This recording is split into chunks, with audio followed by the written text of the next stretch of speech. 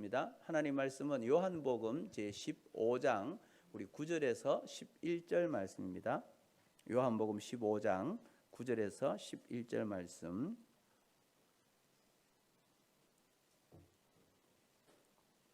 다 찾으셨으면 요한복음 15장 우리 9절에서 11절 말씀 함께 봉독하도록 하겠습니다. 아버지께서 나를 사랑하신 것 같이 나도 너희를 사랑하였으니 나의 사랑 안에 거하라. 내가 아버지의 계명을 지켜 그의 사랑 안에 거하는 것 같이 너희도 내 계명을 지키면 내 사랑 안에 거하리라. 내가 이것을 너희에게 이름은 내 기쁨이 너희 안에 있어 너희 기쁨을 충만하게 하려 함이라. 아멘. 이 시간에는 예수님과 동행하는 기쁨, 그런 제목을 가지고 함께 은혜 나누기를 원합니다. 오늘 우리가 말씀을 듣기 전에 앞에 계신 분들과 옆에 계신 분들과 웃으며 눈 맞추면서 하십시다. 참 잘 오셨습니다. 주님과 동행합시다. 아멘. 여러분, 우리가 누군가와 함께 있다고 하는 것, 근데 여러분, 누군가와 함께 있을 때 참 기분이 좋을 때가 있죠. 그러니까 어디에서나 무엇을 하든지 간에 함께 있는 그 자체로 행복해지는 사람들이 있습니다. 그러니까 여러분, 그런데 누군가 나에게 그렇게 막 친절하게 대해주는데도 불구하고 그 사람이 어떤 이제 숨겨두었던 목적이나 계획을 드러내면, 자기의 마음을 드러내면 그때는 그 마음들이 싹 사라지게 되죠. 그러나 그런 것이 아니라 정말 마음에 잘 맞는 친구들과 함께 그렇게 같이 있다. 이건 굉장히 좋은 겁니다. 기쁨이 넘쳐나는 겁니다. 여러분, 저에게도 이제 대학 시절부터 해가지고 지금까지 평생도 한 40년 넘게 동안 같이 이제 관계를 가지면서 사귀어온 친구들이 있거든요. 그게 누구냐면 이제 구일교회 그 이영수 목사님이랑 또 가창중앙교회 그 신경호 목사님이라고 있습니다. 그분이 이제 86년도에 우리가 이제 그 대학교 대신대학을 다녔는데 그때부터 시작해가지고 총신대학원을 89회 동기로 있으면서 이제 3년 동안 계속 그렇게 기숙사 생활을 같이 하면서 그렇게 생활을 했었습니다. 그러면서 40년 가까이 줄곧 지금까지 계속해서 관계를 이어오고 있어요. 그래서 서로가 결혼했을 때는 아이들이 어릴 때는 그 아이들과 함께 캠핑을 가기도 하고 여러 군데 다니면서 많은 추억을 쌓기도 했는데, 여러분, 그러니까 누구보다도 이 40년 동안 지금 아내와 살아온 시간보다 더 긴 시간이거든요. 그러니까 결혼하기 전부터 지금까지 쭉 계속해서 관계를 맺으면서 살아오다 보니까 서로가 너무나 자기의 사정들을 잘 알고 그렇게 또 서로를 신뢰하고 믿으면서 이제 그렇게 관계를 가지고 있다는 거죠. 그런 친구들은, 오래된 친구들은 만나면 만날수록 기쁨이 넘쳐요. 행복하고 즐거워요. 이번 주 토요일이 이제 설명절이잖아요. 자녀들이 부모님을 찾아가게 되는데 부모님들이 여러분 자녀들을 보면 그렇게 기뻐하죠. 자녀들이 얼굴만 봐도 기뻐합니다. 어떤 선물이나 용돈을 기뻐하는 게 아니에요. 자녀들이 자기 얼굴을 보여주는 것만 해도 부모님은 너무나 기뻐한다는 거죠. 그래서 부모와 자녀, 손주들이 함께 있는 것만으로도 부모는 너무 기뻐한다는 거예요. 저도 이제 재작년에 벌써 어머니 돌아가셨고 이제 그 앞에 10년 전에도 아버님 돌아가셨지만 지금 가만 생각해 보면 야, 내가 목회한다 그러면서 너무 바쁘다는 핑계로 부모님을 참 잘 찾아뵙지 못해가지고 그게 지금도 굉장히 마음이 좀 꺼림직해요. 좀 살아계셨을 때 열심히 찾아뵙고 했으면 얼굴 보여주면 좋을 텐데 그게 안 돼서 굉장히 좀 마음이 좀 그런데요. 아무튼 여러분, 사랑하는 사람과 함께 그 얼굴을 볼 수 있다는 것, 그게 그렇게 기쁘고 마음이 설레잖아요. 근데 여러분들이 그런 이제 사람이 좋아하는 사람을 만나고 그런 사람과 함께 있으면 너무나 기쁜데, 그럼 여러분이 사랑하는 하나님과 동행할 때 여러분 진정으로 기쁨을 경험하고 있냐는 거예요. 내가 예수님과 함께 거하면서 그 사랑하는 예수님을 내가 함께 동행하며 살아가고 있는데 거기에는 진짜 기쁨이 있느냐는 거죠. 하나님과 함께 시간을 보내고 그분 안에 이제 거하면서 함께 우리가 기쁨을 누려야 되는데 이런 인생을 살아가지 못하는 사람들이 의외로 많이 있다는 거예요. 여러분, 한 심리학자가 인간 관계를요 어떻게 얘기하냐면 잘 보이고 싶은 관계와 그리고 또 잘 지내고 싶은 관계, 이렇게 두 가지로 나눴어요. 여러분, 잘 보이고 싶은 관계는 무언가 바라는 목적이 있는 거죠. 내가 그 사람에게 잘 보여서 무언가 이루려고 하는 목적이 있어요. 그러다 보니까 이것은 이제 수직적이고 뭔가 형식적인 관계죠. 그렇다 보니까 내가 그 사람에게 잘 보이기 위해서는 목적을 이루려고 하다 보면 긴장이 있을 때도 있고 그렇다는 거예요.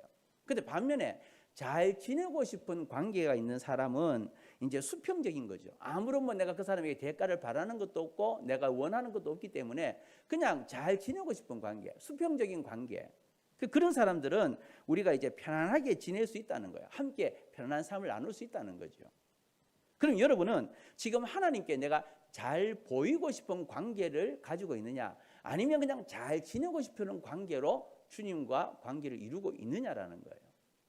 나는 하나님 앞에 잘 보이고 싶으냐, 아니면 그냥 잘 주님과 잘 지내고 싶으냐, 어떤 관계를 하나님과 가지고 있느냐라는 거예요. 여러분, 하나님께 잘 보이고 싶다면 내가 그분의 규칙을 잘 지켜야 돼요. 말씀 앞에 그대로 막 순종해야 되고 행동을 조심조심 해야 돼요. 왜? 잘 보이고 싶으니까. 그러나 반면에 잘 지내고 싶은 사람들은요, 속마음을 털어놓기도 하고 또 더 많은 일상을 하는 거, 이야기를 하는 거예요. 그러니까 여러분, 지금 우리는, 하나님은 우리를 사랑하셔서 늘 교제하기를 원하시죠. 우리와 교제하기를 원하셔요. 함께 대화를 나누기를 원하시고 좀 깊은 교제를 나누기를 원하시는데, 주님과 동행하는 기쁨을 누리면서 너희들의 얼굴을 좀 내게 보이라 그러는데, 과연 우리는 그렇게 하고 있느냐라는 거죠. 여러분이 신앙생활 가운데 주님과 동행하는 그 기쁨을 얼마나 누리고 있느냐라는 겁니다. 여러분, 만약 주님과 동행하는 기쁨이 없다면 우리가 뭐 때문인가? 분명히 주님을 섬기고 있고 이렇게 오랜 세월 동안 내가 예수님을 믿는데도 불구하고 주님과 동행하는데 기쁨을 누리지 못하고 있다면 그 이유가 뭔가? 그걸 우리가 한번 자신을 돌아보면서 주님 안에서 새로운 기쁨을 회복하는 그런 시간이 되어서 다시 한번 잃어버렸던 우리의 믿음도 회복시키고 또 주님 안에서의 참된 기쁨을 누리는 그런 저와 여러분의 삶이 다 될 수 있기를 주님의 이름으로 축복합니다. 자, 우리 마가복음 13장 14절에서 15절입니다. 읽어보십시다. 이에 12를 세우셨으니 이는 자기와 함께 있게 하시고 또 보내사 전도도 하며 귀신을 내쫓는 권능도 가지게 하려 하심이러라. 자, 여기 보면 예수님께서 12제자들을 부르셨죠. 그 예수님이 제자들을 부르시고 난 다음에 가장 먼저 했는 게 뭐냐? 너희들 전도해라. 그렇게 그들을 내보내지도 아니하셨어요. 귀신 쫓아내는 권능도 주신 게 아니에요. 예수님이 제자들을 세우고 난 다음에 가장 먼저 한 것은 자기와 함께 있게 하시고 나와 함께 있자, 나와 동행하자라고 이야기를 하시는 거예요. 여기서 예수님과 함께 있다라고 하는 뜻을 나타내는 헬라어 단어가 뭐냐? 메노라고 하는 단어예요. 함께 있다. 내가 너희와 함께 있기를 원한다. 내가 너희를 불러서 무엇보다도 다른 거 전도하기 전에, 귀신 쫓아내는 능력 행하기 전에 나와 함께 있자. 나와 함께 머물러라. 메노라고 하는 단어예요. 나와 함께 거하기를 원한다는 거죠. 그래서 예수님의 제자들이 가장 먼저 한 행동은 주님의 부르심을 받고 난다면 예수님과 함께 이제 거하는 것이었어요. 그래서 예수님이 제자들과 함께 거한 것이 얼마나 중요한지를 말씀해주고 있는데요. 자, 요한복음 1장 32절입니다. 읽어보십시다. 요한이 또 증언하여 이르되 내가 보매 성령이 비둘기같이 하늘로부터 내려와서 그의 위에 머물렀더라. 아멘. 자, 이 말씀은요, 세례 요한이 증언하는 거예요. 세례 요한이 이제 예수님에게 세례를 줄 때 성령이 비둘기같이 하늘로부터 내려와서 예수님 위에 머무는 걸 봤다는 거거든요. 이때 사용된 머물렀다라고 하는 단어, 이것도 역시 메노라고 하는 단어예요. 그러니까 함께 머무르다, 거주하다, 그런 의미죠. 그래서 성령께서 내려오셔서 예수님 안에 거하셨을 때 여러분, 그 예수님에게 성령의 충만함이 임한 거죠. 마찬가지예요. 그와 같은 방식으로 예수님도 제자들과 함께 거하도록 그 제자들을 부르시고 초청하셨다라는 거죠. 내가 너희들과 함께 하기를 원한다. 주의 성령이 나와 함께 했던 것처럼 나도 너희와 함께 있기를 원한다. 그게 예수님께서 제자들을 부르신 목적이에요. 그래서 성령과 예수님이 이제 하나인 것처럼 예수님은 제자들과 하나 되기를 원하셨던 거예요. 이 메노라고 하는 단어는 어떤 단순히 그냥 물리적으로 함께 있는 그런 것을 의미하는 게 아니에요. 이거보다 훨씬 더 깊이 있는 인격적이고 영적인 연합을 의미하는 거죠. 그래서 예수님과의 이런 영적인 결합을 잘 보여주는 말씀이 요한복음 6장에 나오고 있습니다. 자, 요한복음 6장 56절이에요. 읽어보십시다. 내 살을 먹고 내 피를 마시는 자는 내 안에 거하고 나도 그의 안에 거하나니. 아멘. 자, 이 말씀은요, 예수님께서 오병이어 보리떡 5개 물고기 2마리로 그렇게 이제 5,000명을 먹이시고 난 다음에 하신 말씀이에요. 그때 제자들이 와, 예수님이 이런 대단한 능력을 행하셨다라고 하면서 막 흥분된 상태인데 예수님께서 말씀하셔요. 너희들이 눈에 보이는 이런 떡에 흥분하지 말고 생명의 떡인 나와의 연합에 대해서 좀 관심을 가져라는 거지. 눈에 드러나는 기적이 아니라 내가 너희와 함께하기를 원하는 이 연합에 대해서 관심을 가지라는 거예요. 그래서 예수님께서 내 살을 먹고 내 피를 마시는 자는 내 안에 거하고라고 말씀하십니다. 다시 말해서 예수님의 죽음, 예수님의 부활에 동참하는 자는 예수님 안에 거하는 것이고 예수님도 그들 안에 거하겠다는 거예요. 어떤 자에게? 예수님의 살을 먹고 그 피를 마시는 자, 예수님의 십자가의 죽으심을 믿고 그의 부활을 믿는 자, 그들과 내가 함께하기를 원하고 그들도 내 안에 있고 내가 그들 안에 있다라고 말씀하고 있는 거예요. 그러니까 예수님 안에 거한다고 하는 것은 그냥 물리적으로 함께 있는 게 아니에요. 그분과의 영적인 연합을 의미하는 거예요. 그래서 예수님의 죽음과 부활에 동참하는 이 영적 연합, 예수님께서 날 위해 십자가에 죽으셨고 예수님께서 나를 위해서 그 부활하신 것을 믿음으로 영적 연합에 우리가 동참하는 거죠. 그러니까 우리에게 있어서 여러분은 예수님께서 여러분을 위해서 죽으셨음을 믿으십니까? 그럼 예수님이 여러분들을 위해서 죽으셨지만 3일 만에 살아나신 부활의 주님을 믿으십니까? 이렇게 예수님의 죽으심을 믿고 예수님의 부활을 아멘으로 믿는 여러분들은 예수님의 죽음과 부활에 동참한 거예요. 그럼 어떠냐? 주님이 내 안에 거하시고 내가 주님 안에 거하게 된다라는 거죠. 그러니까 내가 예수의 죽으심을 믿고 예수의 부활을 믿으면 주님이 내 안에 거하시는 거예요. 내가 주님 안에 거하는 거죠. 이렇게 놀라운 신비의 영적인 연합이 바로 헬라어 메노라고 하는 거예요. 함께 거한다, 거주한다 그 말이죠. 그래서 이것이 참된 의미라는 거예요. 보통 우리가 어떤 집에 막 귀한 나무를 하나 샀어요. 아주 값비싼 뭐 몇백만 원 되는 이런 좋은 나무를 하나 샀어요. 이제 이 과실 나무를 사다 놓고 가만히 놓아두면 여러분 이게 아름다운 열매를 맺겠습니까? 아니죠. 이 귀한 것이기 때문에 잘 다루어야 되고 또 매일매일 뭐 잡초가 있으면 잡초도 뽑아줘야 되고 나무를 다듬어서 시간과 정성을 들여야 해요. 우리가 정원을 가꾸는 것도 정성이 필요하듯이 인간관계라고 하는 것도 그렇거든요. 사람과의 사이도 아름답게 유지하기 위해서는 의식적인 노력이 필요해요. 그러면 하물며 우리가 하나님과의 관계를 아름답게 유지하기 위해서 얼마나 많은 시간과 얼마나 많은 노력들이 필요할까 그걸 한번 생각해 보라는 거죠. 나 같은 죄인을 구원해 주신 주님, 그 주님이 나의 주님이시고 정말 주님이 내 안에 거하시는데 나는 그 주님과의 기쁨과 영적인 연합을 이루기 위해서 얼마나 많은 시간과 얼마나 많은 노력들을 투자하고 있느냐라는 거예요. 여러분, 하나님과 우리의 관계는 예수님을 영접할 때 똑같이 하나님의 자녀가 돼요. 예수님이 죽으심을 믿고 예수의 부활을 믿습니까? 아멘 했는 여러분들은 다 하나님의 자녀예요. 똑같은 하나님 자녀예요. 그런데 하나님 자녀인데 영적인 관계의 깊이는 함께 주님과 보내는 시간에 따라서 비례한다라는 거예요. 그러니까 우리가 함께 모여서 신앙생활을 하지만 하나님과의 영적인 관계의 깊이는 서로가 다르다는 거예요. 여러분, 어떤 사람은 일주일에 한 번 교회에 나와서 예배 드리는 것으로 그치는 사람이 있습니다. 또 어떤 사람은 주일 예배뿐만 아니라 매일매일 새벽 기도까지 나와서 그렇게 하나님과 영적 교제를 나누는 사람들이 있어요. 또 어떤 사람은 이제 예배도 나오고 또 새벽 기도도 드릴 뿐만 아니라 매일의 모든 말과 행동을 하나님께서 보고 계신다. 하나님이 지금 내 앞에서 나를 지켜보신다. 늘 하나님을 의식하면서 삶의 모든 순간순간 하나님을 의식하며 살아가는 사람이 있다는 거죠. 똑같이 하나님의 자녀인데 주일날 교회에 나오는 사람과 또 주일날뿐만 아니라 새벽 기도를 매일 드리는 사람과 또 내 삶 속에 매일매일의 삶 속에 주님이 나를 지켜보고 계신다. 하나님이 나를 지금도 눈동자같이 나를 지켜보고 계신다. 불꽃 같은 눈동자로 나를 지켜보신다. 그렇게 생각하면서 살아가는 사람과의 관계는요, 이 하나님 앞에서 영적인 관계는 똑같을 수는 없다는 거지요. 그래서 하나님과 함께 보내는 시간이 많으면 많을수록 그 관계의 깊이는 깊어지고 영적인 깊이는 깊어지는 거예요. 그러니까 여러분, 1시간 기도하는 사람과 10시간 기도하는 사람 다르겠죠. 이게 하루가 아니고 1년이 되고 10년이 되고 싶죠. 그 기도의 깊이가 얼마나 차이가 나겠습니까? 그러니까 우리가 여러분 얼마나 오랫동안 예수를 믿었는지 중요해요. 그러나 얼마나 깊이 내가 예수님과 관계를 맺고 있느냐, 이거는 더 중요하다라는 거죠. 그 예수 믿는 그게 중요한 게 아니고 주님과의 깊은 영적 관계를 이루고 살아가야 된다는 거예요. 여러분 잠언 13장 20절에 이렇게 말합니다. 읽어보십시다. 지혜로운 자와 동행하면 지혜를 얻고 미련한 자와 사귀면 해를 받느니라. 아멘. 그래요. 내 주변에 영적인 성장에 관심이 많은 친구가 많으면 나도 영적인 성장에 관심이 많죠.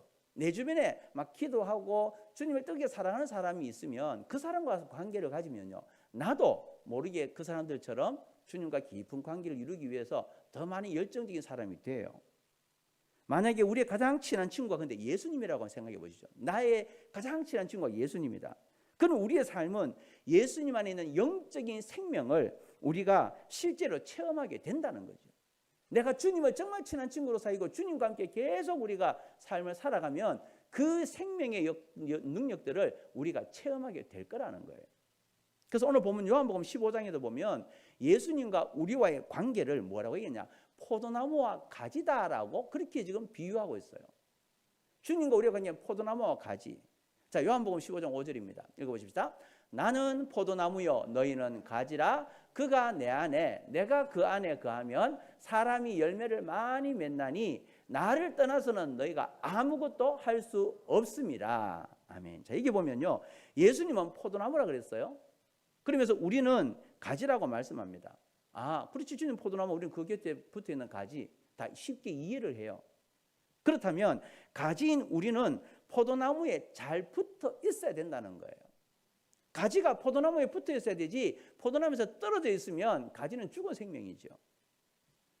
그래서 예수님은 우리가 예수님 안에 거하면 예수님도 우리 안에 거할 것이기 때문에 예수님으로부터 너희가 떨어질까 염려하지 마라. 나는 포도나무고 너희는 가지인데 내 곁에 붙어 있으면 혹시 내가 떨어질까 염려할 필요가 없다라고 이야기해요. 왜? 이 말씀은 포도나무와 가지가 완벽하게 하나를 이루어서 생명을 공유하고 있다는 걸 말해요. 포도나무에 가지가 붙어 있으면 똑같은 이제 한 생명을 유지하게 된다는 거죠. 그러니까 서로 구별된 인격이 완벽하게 하나로 연결되어 있다는 거예요. 그래서 여러분, 이건 참으로 놀라운 신비인데요, 태중에 있는 아이가 어머니와 생명을 공유하는 것과 같은 의미예요. 어머니 뱃속에 아이를 임신하고 있으면 그 아이와 생명을 공유하는 거잖아요. 이 포도나무와 가지가 그런 의미라는 거죠. 그래서 예수님은 포도나무고 우리는 가지다라고 하는 이 말씀은요, 우리 생명과 존재가 철저하게 예수님께 의존되어 있다라는 거예요. 그러니까 우리는 주님에게 붙어 있기 때문에 주님을 얼마나 사랑하냐에 따라서 든든하게 세워질 수 있다라는 거죠. 그래서 예수님을 말씀합니다. 나를 떠나서는 너희가 아무것도 할 수 없다. 나를 떠나면 아무것도 할 수 없다. 포도나무에 떨어진 가지는 아무것도 할 수 없다. 그러나 가지가 포도나무에 붙어 있으면 거기는 놀라운 생명이 공급되고 능력의 역사가 일어나게 된다라고 말씀하는 거죠. 그러니까 이 말씀은 예수님 없이는 우리가 아무것도 할 수 없다는 의미예요.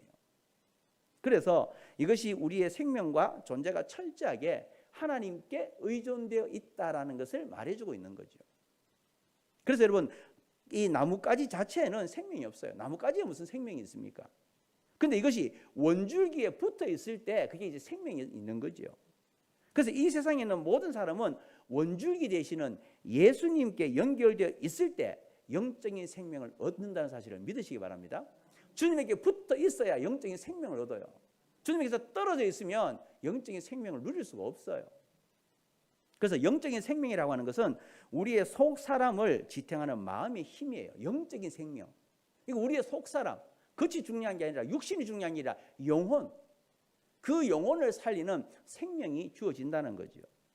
그래서 여러분, 우리 육체가 아무리 건강해도 마음이 무너지면 사람이 할 수 있는 일이 없어요. 아무리 겉으로는 멀쩡해도 내 속 마음이 막 상처가 있고 아픔이 있고 무너져 버리면 우리는 아무것도 못 한다는 거죠. 여러분, 지난 2월 2일입니다. 지난번 금요일인데요. 오늘 주일이니까 지난 금요일이었는데 그 금요일 밤에 EBS의 명의라고 하는 이제 그 프로그램이 있어요. 거기 보니까 우리나라에 그 우울증 환자, 무기력으로 고통받는 사람이 100만 명을 넘어섰다고 하는 거예요. 이거 OECD 국가 중에 우리나라가 지금 가장 높다고 이야기하는데, 특히 여러분 나이가 60대 이상이 된 분은 이제 32만 명, 거의 뭐 한 30% 이상이 그렇게 지금 이 우울증으로 고생을 하고 있다는 거예요. 근데 젊은이들도 그렇다는 거죠. 20대의 우울증 환자가 18만 5,942명, 거의 20만 명이 가까워져. 30대, 40대, 50대, 60대. 그러니까 지금 우리나라에 우울증 환자가 100만 명을 넘어섰다는 거예요. 여러분, 이들에게 우울증을 가지고 있는 사람들에게 아무리 힘내라고 한들 나도 힘내고 싶은데 내 안에 힘이 없다는 거죠. 나도 뭔가 일어나고 싶은데 뭔가 우울증을 떨쳐버리고 싶은데 그게 안 된다는 거예요. 그래서 우리 속 사람을 지탱하는 마음의 힘을 잃어버리면 결국 우리는 아무것도 할 수 없다는 얘기예요. 그 마음의 힘, 영적인 힘이 그렇게 중요한데 주님에게서 떨어져 있으면 아무것도 할 수 없다는 거죠. 그래서 내 육체는 숨을 쉬고 있고 음식을 먹고 있지만 내 영혼이 완전히 다운되어서 삶의 기력을 잃어버리는 거예요. 그게 우울증이에요. 그러니까 여러분, 이렇게 우리 스스로의 힘으로 일어날 수 없을 때 그럼 어떻게 해야 되느냐?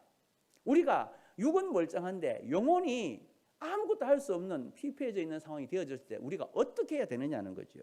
어떻게 할 때 우리가 일어날 수 있느냐? 주님 말씀합니다. 나의 안에 거하면 너희 영혼이 살 수 있다라는 거예요. 그러니까 포도나무 대신 주님의 그 삶에 우리가 가지가 붙어 있으면 살아난다는 거예요. 너희의 그 영이 회복된다라는 거죠. 생명이 그런 데서 예수님께 붙어 있으면 우리 영혼이 생명 수액을 통해서 이제 살아날 수 있는 줄 믿으시기 바랍니다. 예수님께 붙어 있으면 된다는 거예요. 떨어져 있으면 안 되지만 붙어 있으면 살아난다는 거죠. 그래서 세상이 다 끝난 것 같지만 여전히 나를 사랑하시고 여전히 나를 붙들어 주시고 계신 주님을 바라보면 내 영혼이 힘을 얻어서 다시 일어날 수 있다는 거예요. 세상 어느 것들도 우리에게 영적인 힘을 줄 수 없지만 주님이 나를 사랑하시고 나를 위해 십자가 죽으시고 그 예수님이 나를 지금도 붙들고 계시다라고 하는 믿음을 가질 때 우리의 영이 살아난다는 거예요. 그러니까 예수님께 붙어 있으면 살아나요. 예수님께서 떠나 있으면 죽어요.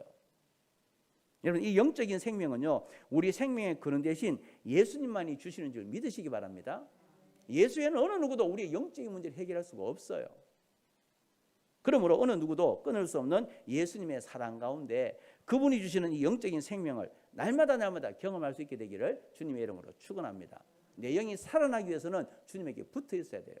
그래서 주님은 나는 포도나무여 너희는 가지다.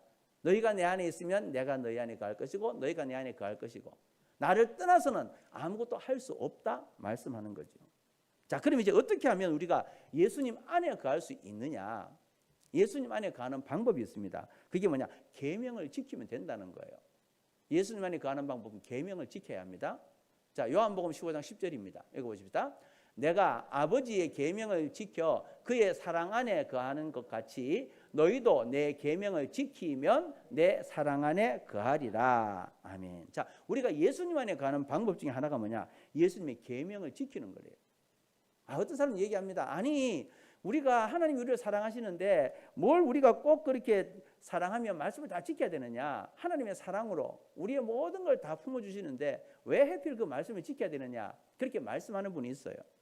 근데 예수님께서 우리에게 이 내 계명을 지키면 내 사랑 안에 있는 것이다라고 말씀하실 때 여기서 이것은 우리를 힘들게 하거나 또 안에 무언가를 강요하기 위해서 이 말씀을 지키라는 그런 의미가 아니에요. 내 말을 지키면 그 사랑 안에 거하는 것 같이 너희가 살아난다. 근데 이 말씀이 계명을 지키라고 하는 게 우리를 막 힘들게 하거나 우리를 통해서 아마 고통스럽게 하는 그런 의미가 아니라는 거예요. 여러분, 예수님께서 계명을 지키라고 하는 것은 그것이 우리에게는 최선이라는 거예요. 우리에게 가장 좋은 길이라는 거죠. 그래서 하나님의 말씀을 제시해 주는 거예요. 그렇다고 우리 보고 너희가 최선의 길인데 너희가 나처럼 따라야 한다. 주님이 강제적으로 하는 건 아니죠. 우리가 선택하는 거예요. 하나님 자유의지를 주시잖아요. 하나님의 말씀은 분명히 들려요. 그 말씀을 내가 선택하는 거죠. 내가 말씀대로 순종할 수도 있고 안 할 수도 있고 그건 우리 선택이에요. 그러나 주님은 하나님의 말씀대로 순종할 때 그게 최선의 길이다라는 것을 분명히 말씀하십니다. 왜냐하면 위험하고 나쁜 것은 너희가 경험하지 않기를 원하는 그게 아버지의 마음이라는 거죠. 그러니까 하나님 아버지는 우리가 어렵고 힘든 일을 경험하지 않고 좀 쉬운 길을 너희가 말씀을 순종하면 좀 쉬운 길을 갈 수 있다. 그런데 그 말씀을 안 지키면 그냥 어려운 길을 가는 거죠. 여러분, 여기 버섯 사진이 2개 있습니다. 여러분, 버섯 사진이 2개인데 비슷하게 생긴 버섯이죠. 하나는 식용이고 하나는 독버섯이에요. 어떤 게 식용인 것 같습니까? 왼쪽. 예, 저기 왼쪽에 있는 것은요, 지금 흰주름 버섯이라고 이게 식용버섯이에요. 근데 이제 오른쪽에 있는 것은 뭐냐면 이 도구산 광대버섯이라고 해서 독버섯이에요. 근데 여러분 지금 여기에 보면 우리가 지금은 알잖아요. 아, 저건 식용이다, 저건 독버섯이다. 어떻게 알아요? 우리가 저게 알 수 있는 방법이 뭐예요? 누군가가 저거를 먹어보고 죽은 사람이 있고 산 사람이 있고, 그래서 그게 우리에게 전해지기 때문에 우리가 아, 저건 먹을 수 있고 저건 먹을 수 없구나 알 수 있잖아요. 그러니까 여러분, 우리는 둘 다 먹어봐야지 어느 것이 위험한지 알 수 있는데, 그러나 감사하게도 하나님 우리에게 언어 능력을 주셨어요. 이 언어라고 하는 것을 통해서 위험한 버섯에 대한 사전 지식을 이전 세대로부터 물려받은 거죠. 이전에 어떤 사람이 저 광대처럼 생긴 버섯을 먹다가 죽었다. 근데 아, 흰구름 버섯 저것은 먹어도 괜찮더라. 그게 이제 우리들에게 언어로 전해져 내려온 거죠. 그래서 우리가 아, 이건 먹어도 되는 거고 이건 먹으면 죽는 거구나, 그걸 아는 거예요. 그러니까 굳이 독버섯을 우리가 먹어보지 않아도 미리 알고 피할 수 있는 길이 생겼으니까 얼마나 감사한 겁니까? 우리 앞에서 뭔가 우리의 전 세대들이 이런 걸 경험했기 때문에 우리에게 내려온 거잖아요. 이것이 바로 하나님이 우리에게 계명을 주신 이유라는 거예요. 왜 하나님이 계명을 주셨느냐? 무엇이 안전하고 행복한 길인지, 무엇이 어렵고 무엇이 나쁜 길인지 직접 경험해보지 않고도 피할 길을 주신 거예요. 그게 하나님의 계명이에요. 그래서 말씀대로 순종하라는 거죠. 순종 안 해도 돼. 그러나 그건 선택은 너가 하지만 하나님은 우리에게 늘 말씀하시고 가르쳐 주셔요. 순종하느냐 아니냐는 그건 내가 알아서 할 거예요. 그러니까 여러분, 왜 그렇습니까? 하나님 우리를 사랑하시기 때문에 이 위험하고 나쁜 것은 직접 경험하지 않아도 피할 길을 주시기 위해서 말씀을 주신 거예요. 말씀대로 순종해라. 이것이 내가 사는 길이라는 거죠. 그래서 이것은 마치 내가 겪는 고통을 내 자녀는 겪지 않기를 원하는 부모의 마음, 그게 바로 하나님 아버지의 마음이에요. 그러니까 부모는 자녀들이 내가 겪었던 막 온갖 어려움과 환난, 이런 고난, 이런 것들을 자녀들은 똑같이 안 겪기를 원하잖아요. 그래서 우리가 자녀에게 얘기하는데 자녀는 안 듣죠. 내 마음대로 살아보기도 얘기하는 거죠. 그러니까 여러분, 이 정상적인 부모라면 내가 겪었던 이 힘든 일, 이런 것들을 내 자녀는 겪지 않기를 원하는 거예요. 하나님은 우리가 경험할 필요가 없는 나쁜 것을 멀리하기 위해서 우리에게 계명을 주셨어요. 그러니까 말씀대로 순종하면 주님이 내 안에 거하시고 내가 주님 안에 가면서 형통한 삶을 살아간다는 거죠. 그래서 내 계명을 지키면 내 사랑 안에 거하리라라고 하는 말씀. 내 계명을 지켜야 내 사랑 안에 거한다, 그렇게 말씀하는 겁니다. 이게 여러분 진리 중에 진리라는 거죠. 내 사랑, 내 말대로 순종하면 내 사랑 안에 거한다. 우리가 살 수 있다라는 거예요. 여러분, 예수님의 계명을 지켜보면 그분의 계명이 우리에게 얼마나 유익한지를 깨닫게 돼요.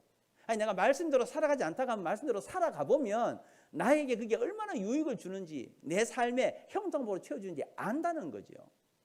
그러니까 말씀을 듣고 난 다음에 우리가 한번 삶의 실천을 해보면 거기서 느끼는 승리의 삶과 내가 말씀대로 순종했을 때 하나님이 나를 도우시는 은혜, 이런 것들을 경험하게 되면 막 기쁨이 넘쳐나는 거예요. 그래서 이것을 깨닫게 되면 예수님을 더 사랑하게 되고 예수님을 향한 신뢰는 더 있어지게 되는 거죠. 그래서 그 말씀이 믿어지게 된다는 거예요. 그래서 예수님의 계명을 지켜서 행복하게 되면 주님의 사랑이 얼마나 큰지, 얼마나 깊은지 이걸 더 깨닫게 되는 거죠. 자, 여러분, 이것을 깨닫게 되면 우리는 예수님을 향한 신뢰가 더 깊어집니다. 그런데요, 바라기는 여러분의 하나님의 계명을 지켜서 진정한 행복을 누리기를 원하고 또 그 경험으로 말미암아 더 주님을 뜨겁게 사랑하는 여러분들이 될 수 있기를 주님의 이름으로 축복합니다. 하나님은 말씀하셔요. 우리는 그 말씀 안에 거하면 돼요. 그러면 행복을 느껴요. 기쁨을 느껴요. 그런데 우리는 말씀이 내 삶 속에 적용되어지는 게 힘들거든요. 그래서 자꾸 우리는 말씀을 주님께서 바른 길이라고 보여주신데도 우리는 내 뜻대로 하는 거예요. 그러다가 어려움 당하는 거죠.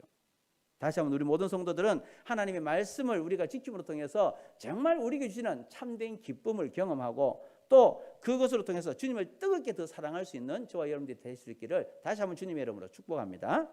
그래서 예수님의 계명을 지켜서 이렇게 우리가 그 사랑 안에 거할 때 큰 기쁨을 경험하게 돼요. 사랑을, 그 예수님의 사랑을 우리가 그 기쁨을 알기 위해서는 말씀을 지켜야 그걸 우리가 느끼게 된다는 거죠. 자, 요한복음 15장 11절입니다. 15장 11절 읽어보십시다. 내가 이것을 너희에게 이름은 내 기쁨이 너희 안에 있어 너희 기쁨을 충만하게 하려 함이라. 내가 왜 이것을 너희에게 말하느냐? 내 기쁨이 너희 안에 있는데 너희 기쁨이 막 아주 충만하게 되기 위해서 내가 너희에게 그렇게 말한다. 말씀을 순종하라고 얘기한다는 거예요. 그래서 우리가 예수님 안에 거할 때 예수님의 선한 뜻을 이루어 드리는 거죠. 하나님의 뜻을 우리가 이루어 드리면 주님이 기뻐하시고 우리의 삶 속에 기쁨이 충만해진다라는 거예요.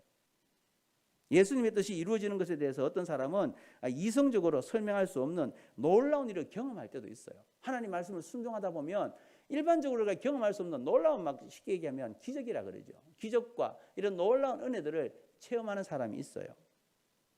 여러분, 그러나 오늘 이 순간까지 여러분들이 그런 것을 체험하지 못했다 할지라도 지금까지 내가 살아온 삶을 쭉 한번 돌아보라는 거지요.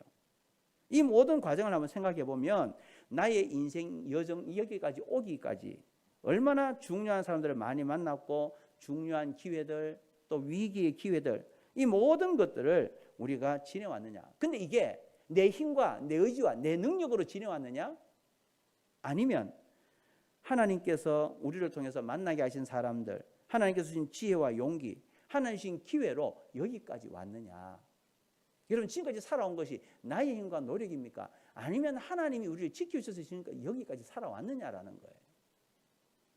여러분, 하나님의 지혜와 경륜은 우리 인간의 모든 생각보다 더 놀라운 거죠.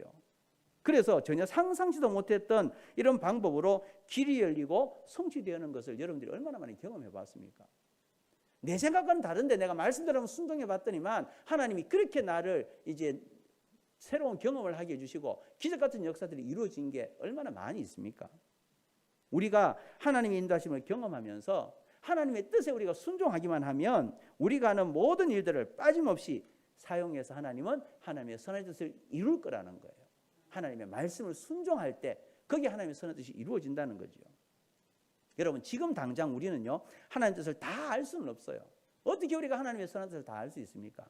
그러나 우리가 하나님의 계명을 지키면서 그 주님을 사랑하면서 하나님의 놀라운 지혜와 경륜으로 우리 인생을 주님이 인도해 가시도록 맡기자는 거지요. 지금까지 내 삶을 인도하셨던 하나님 앞에 이제는 좀 더 주님의 말씀대로 순종하며 주님이 기뻐하시는 삶을 이루기 위해서 내 삶을 주님께 드리자는 거예요. 이것을 한 번이라도 경험한 사람은 나의 평범한 인생이 언젠가는 하나님의 뜻을 이루는 아름다운 열매를 맺게 된다는 것을 알아요. 내가 그걸 경험해 봤기 때문에 하나님이 반드시 좋은 것으로 하나님의 선한 뜻을 이루도록 나를 인도하신다, 그걸 알게 된다는 거죠.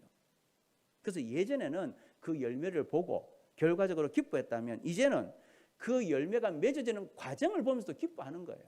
지금 내가 어려움을 당하지만 그러나 하나님 뜻을 붙잡고 하나님 앞에 기도하면서 하나님 말씀에 순종하면서 나가면 하나님이 앞으로 좋은 일들을 있게 하실 거야, 분명 하나님의 약속이 있다는 걸 믿고 나가면 그 우리의 열매를 맺어가는 과정 속에서 이제 기뻐할 수 있다는 거죠. 전에는 하나님이 응답해 주셨어야 기뻐요. 전에는 내가 하나님의 뜻을 구했을 때 하나님이 나에게 가장 좋은 것으로 채워주셨을 때 기뻐요.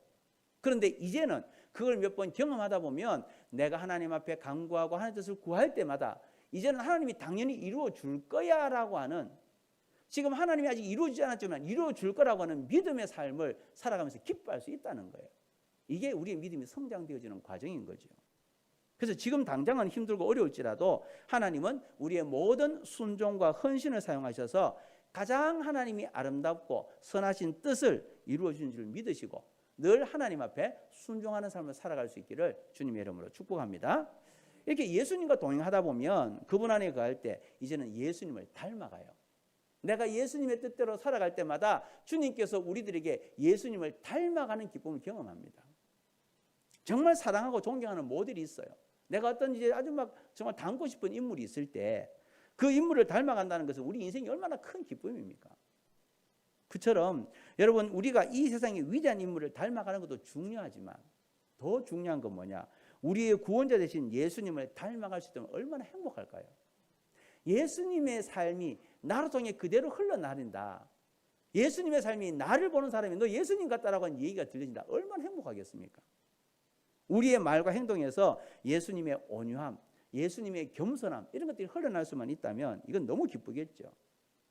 그런데 이런 예수님을 닮아가기 위해서 그럼 뭘 해야 되느냐? 예수님을 닮아가려면요, 예수님의 내 삶의 모델이 되기 위해서는 내가 주님과 자주 어울려야 돼요. 그러니까 자주 어울려야 그 주님을 닮아가게 되는 거죠. 그러니까 우리 모두는 습관적으로 어울리는 사람들의 영향을 받을 수밖에 없어요. 그래서 내가 어울리는 사람들과 그들의 모든 것들을 함께 하게 되는 거죠. 이걸 우리가 뭐라 그러냐, 준거 집단이라 그렇게 얘기해요. 준거 집단. 중요한 점은 이 준거 집단이 우리 인생의 승패를 95%를 결정한다는 거예요. 내가 누구와 있느냐, 이것이 우리 인생을 성공하느냐 실패하느냐 95%를 차지한다는 거예요.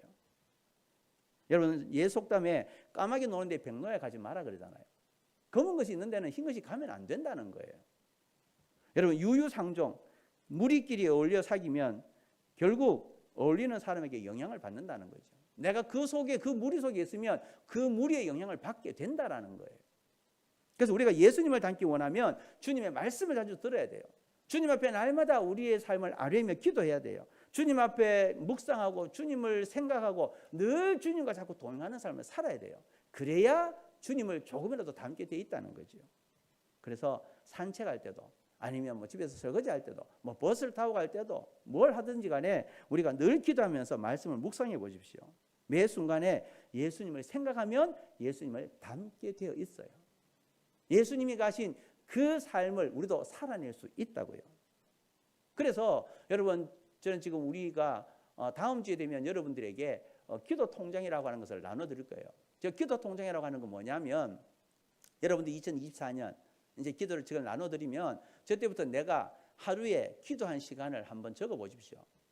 한번 적어보면 내가 하루에 몇 시간을 기도했고, 이게 이제 뭐 한 달이 되든 두 달이 되든 저게 꽉 채워지면 저 우리 교육자들에게 내면 또다시 새로운 걸 줄 겁니다. 그럼 여러분들이 하여튼 내가 기도할 수 있는 시간을 최선을 다해서 한번 기도해보고 그 시간을 한번 하나하나 적어보라는 거죠. 얼만큼 내가 기도를 정립하느냐, 내가 한 달에 얼만큼 주님 앞에 내 기도의 시간을 올려드리고 있고, 또 우리가 정말 1년이 지났을 때 내가 얼마나 하나님 앞에 많은 기도의 시간을 올려드렸느냐, 그걸 한번 여러분들이 확인해 보라는 거예요.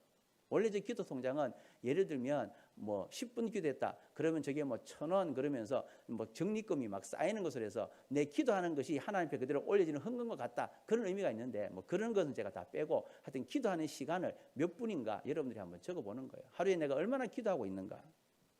그래서 여러분들이 우리가 2월 19일부터 이제 2월 19일 월요일부터 4월 16일까지 우리가 50일 기도 학교를 하거든요.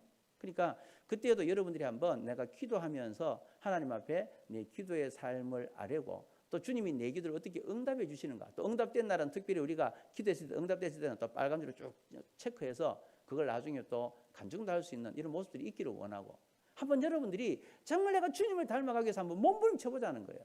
그러니까 여러분, 목회자가 할 수 있는 것은, 목사가 여러분들에게 할 수 있는 것은 뭐냐, 조금이라도 여러분들이 주님 닮아가고 조금이라도 여러분들이 주님 앞에 나아가는 그 세상을 승리하는, 이걸 가르쳐 주는 게 다른 거 없어요.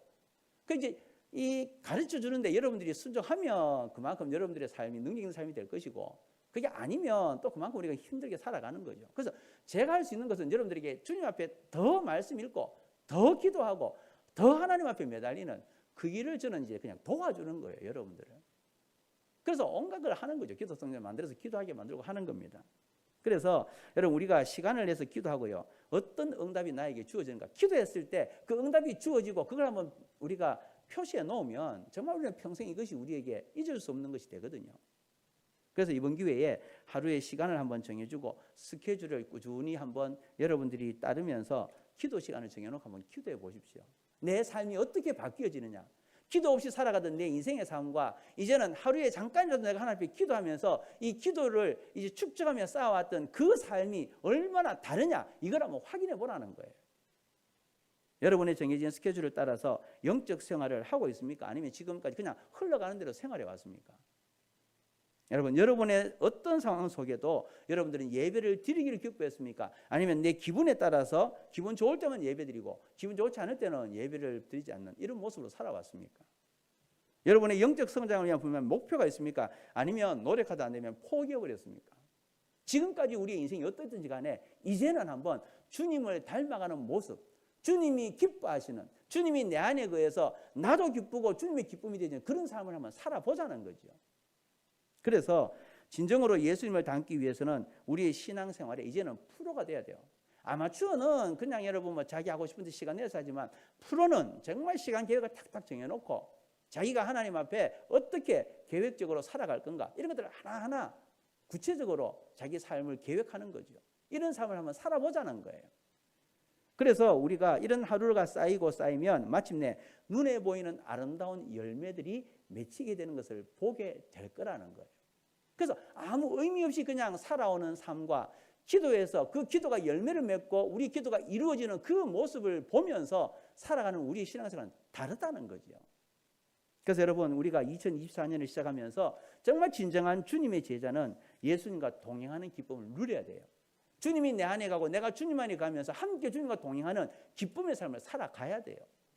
그래서 그 기쁨의 이런 동행은 주님의 계명을 지킬 때 가능합니다. 말씀이 내 안에 들어올 때에 그분이 내 안에 분명히 사랑으로 말씀하시는 것이고 내가 그 사랑 안에 거할 때 선한 뜻이 이루어진다는 것을 경험하게 되는 거죠.